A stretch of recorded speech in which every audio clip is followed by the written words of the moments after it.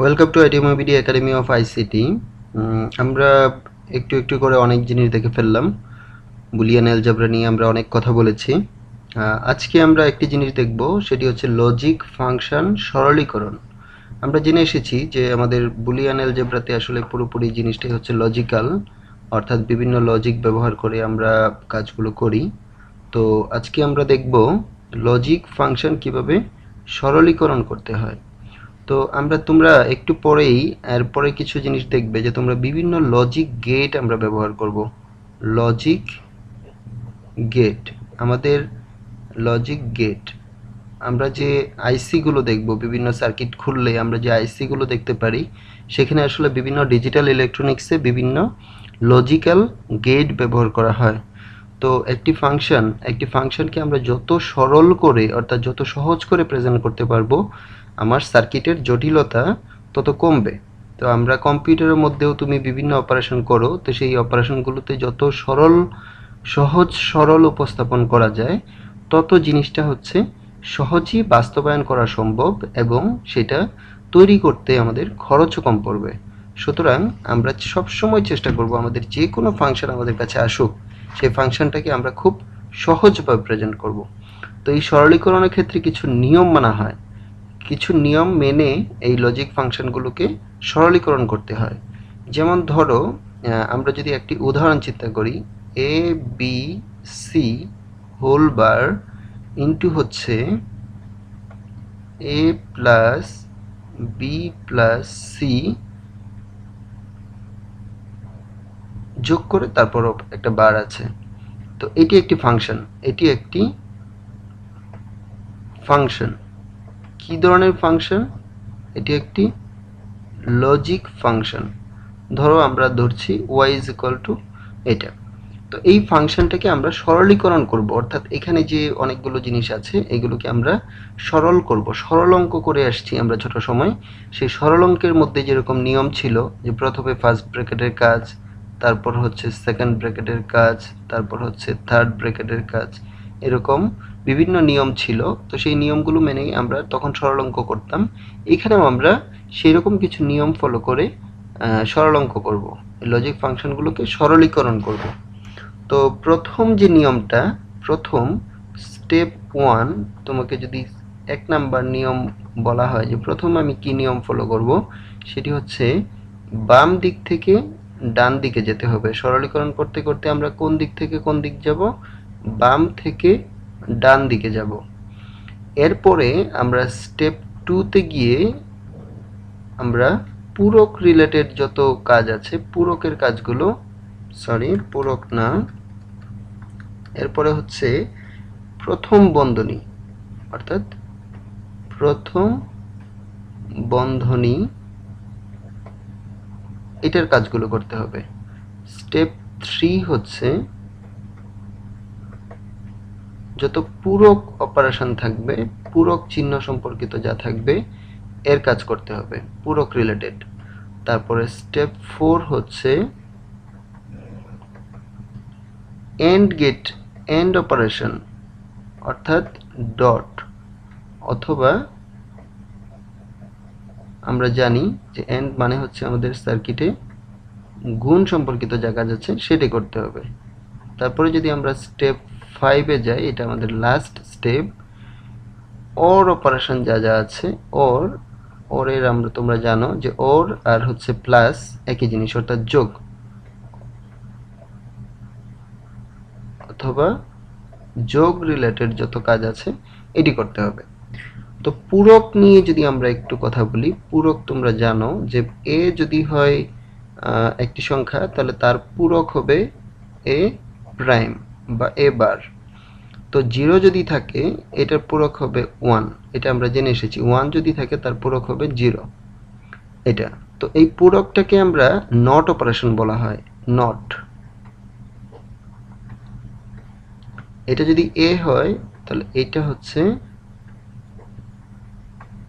এ not. এটা তোমরা একটু মনে রাখো আপাতত। তাহলে আমাদের অপারেশন আমরা কয়টা, সহজ করে যদি একটু লিখে ফেলি, তাহলে আমাদের হচ্ছে একটা হচ্ছে নট অপারেশন, তারপরে হচ্ছে আমাদের এন্ড অপারেশন, তারপরে হচ্ছে আমাদের অর অপারেশন।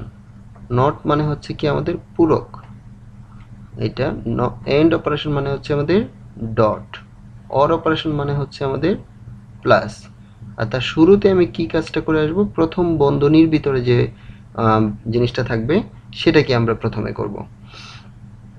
তো এটাকে যদি আমি একটু সহজ করে লিখি তাহলে বলবো বাম থেকে ডানে যাও এবং ফার্স্ট ব্র্যাকেট নাও।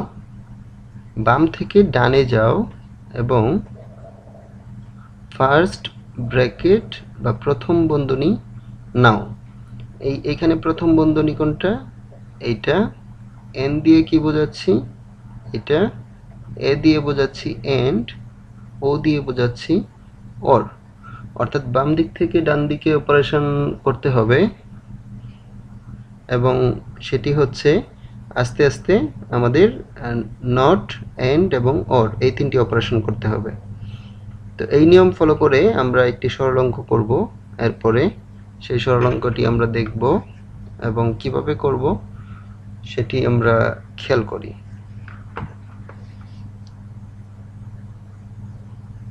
আমরা উপরে যে সরল অঙ্কটি লিখেছিলাম সেটি যদি আরেকবার লিখি তাহলে আমাদের কি দাঁড়াচ্ছে,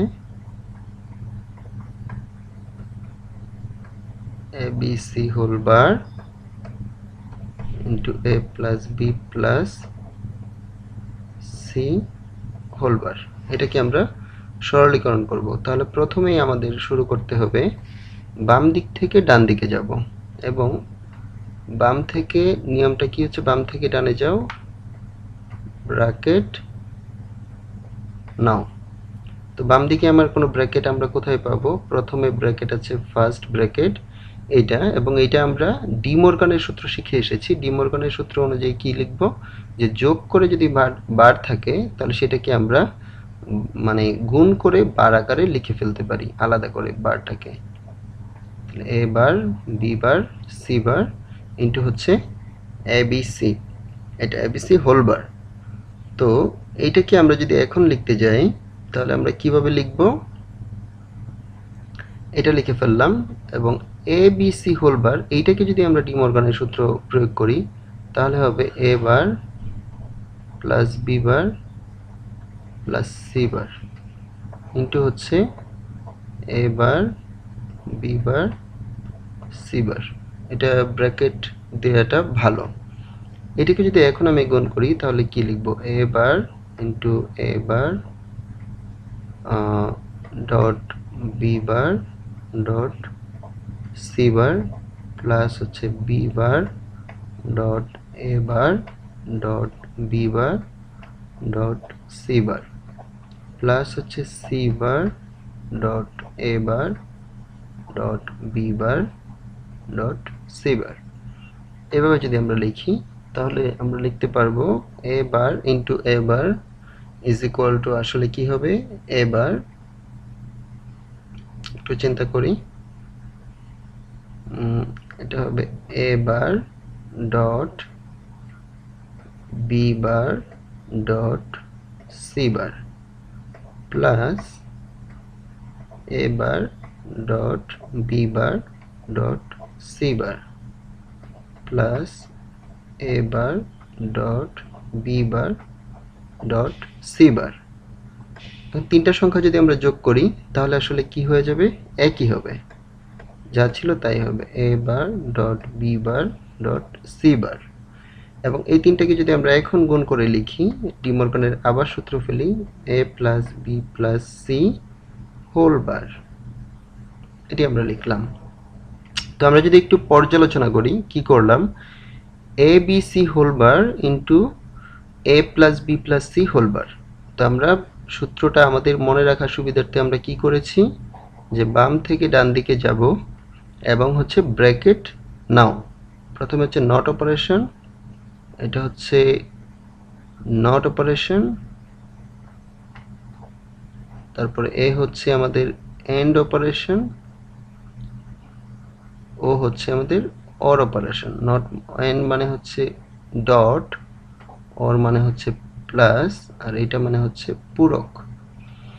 তো আমরা বাম থেকে ডান দিকে যাব এবং A B C whole bar is equal to A bar plus B bar plus C bar, এইটাকে আমরা ভেঙে যেহেতু ব্র্যাকেট এখানে পেয়েছি, বাম দিক থেকে ডান দিকে যাব, আমরা এইদিকে যাব বাম থেকে ডানে, দেখলাম প্রথমে কোথাও ব্র্যাকেট পাইনি, কোথাও ব্র্যাকেট পাবো, এখানে ব্র্যাকেট পেয়েছি। তো A plus B plus C whole bar is equal to A bar plus A bar dot B bar dot C bar. এটা কার সূত্র অনুযায়ী?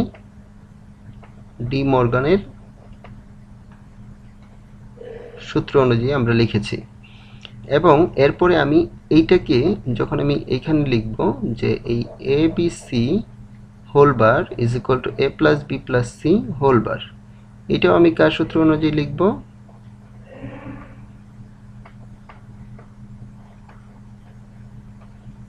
ডি মর্গানের সূত্র অনুযায়ী। এরপরে আমি কি করব, এই তিনটা এখন দুইটা কি অবস্থায় আছে? গুণ আকারে আছে। এখানে এই ব্র্যাকেটের আসলে কিছু করার নেই, ব্র্যাকেটটা উঠায় ফেলবো আমরা। ওঠানোর জন্য কি করব, এ বার দিয়ে আমি এ বি সি তিনটা আলাদা করে বার আছে সেটাকে গুণ করব, A bar into A B C A bar dot B bar dot C bar, B bar into A bar dot B bar dot C bar, C bar into A bar dot B bar dot C bar. এই তিনটা আমরা লিখলাম। লিখে ফেলার পরে এখন আমি এটা কি, যেহেতু এই যে A bar dot A bar is equal to হচ্ছে এ বার, আর এখানে B bar dot B bar, এই দুটো হচ্ছে আমাদের বি বার, এখানে C bar dot C bar, এই দুটো মিলে হচ্ছে আমাদের সি বার। তো এরকম তিনটা সংখ্যা এখন আমরা পেয়ে গেছি। এই তিনটা সংখ্যা আমরা জানি কি, যে one plus one is equal to ওয়ানই হবে, কারণ ডিজিটালে অর্থাৎ বাইনারি সিস্টেমে 0 এবং 1 এর বাইরে কিছু নেই। সিমিলারলি যদি এরকম হয় 0 প্লাস 0 ইকুয়াল টু 0। সো আমাদের এখানে এ বার বি বার সি বার তিনটি সংখ্যা রয়েছে। এই তিনটি সংখ্যা যোগ করলে আমি আসলে কি পাবো? একটাই পাবো, A bar dot B bar dot C bar. এখন এইটাকে যদি আমি আবার ডি মর্গানের সূত্র অনুযায়ী ফেলে দিই, এটাকে তাহলে আমি, যেহেতু তিনটা বার আছে এবং গুণ আকারে আছে, তাহলে আমরা যোগ করে হোল বার করে ফেলতে পারি। এটা আমি কার সূত্র অনুযায়ী লিখলাম? কার উপপাদ্য অনুযায়ী লিখলাম? ডি মর্গান উপপাদ্য, ডি মর্গানের উপপাদ্য অনুযায়ী লিখে ফেললাম। তো আমাদের এই যে একটা জটিল সার্কিট ছিল, এটা একটি সার্কিট, তোমরা যখন জানো যে এটি সার্কিটটা এই লজিক অনুযায়ী সার্কিট বাস্তবায়ন করা হয়, এই জটিল জিনিসটাকে আমরা ভেঙে নিয়ে এসে খুব সহজে আমরা লিখে ফেললাম A plus B plus C whole bar. এই জিনিসটা আমরা পেলাম, কিংবা আমরা এটাও লিখতে পারতাম A bar dot B bar dot C bar. এইটাই হচ্ছে আমাদের লজিক ফাংশন সরলীকরণ। এরকম নিয়ম অনুযায়ী আমরা লজিক ফাংশন সরলীকরণ করতে পারি। তো তোমাদের বইয়ে আরো অনেকগুলো এক্সাম্পল রয়েছে, তোমরা এটা নিজেরা করবে বাকি কাজগুলো। তো ধন্যবাদ সবাইকে, আজকের মতো এই পর্যন্তই।